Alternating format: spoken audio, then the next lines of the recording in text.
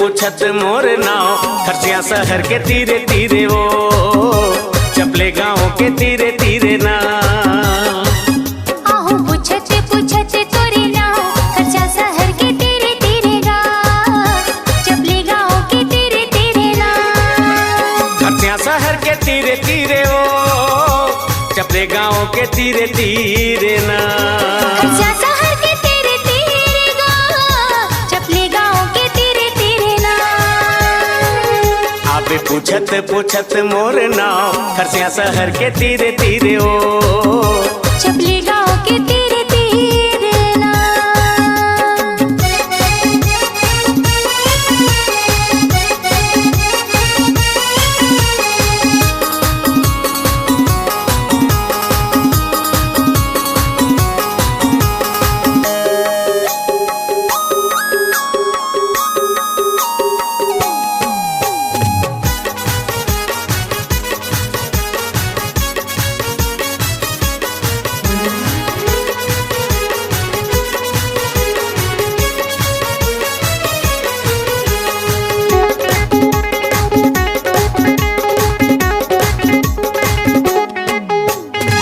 Chintu chow mein centre मा तोला ले जाके चाउमीन गोरियो खवा, चाउमीन खवा के तोला मैं गोरियो पेप्सी घलो रे पिला।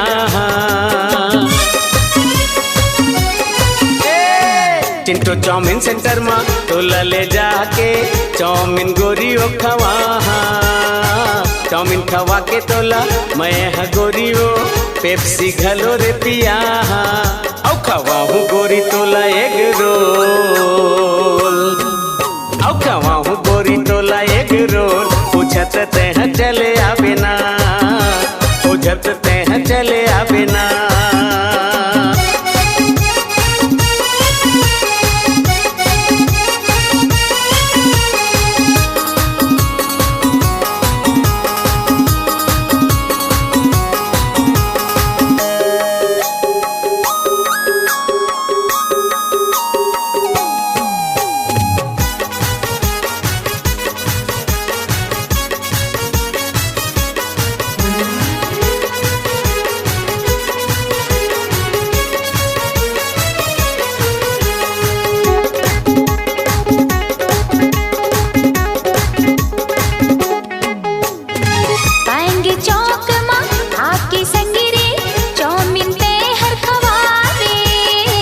चाउमीन खवा के राजा ते हर मंचूरियन रे खवाबे।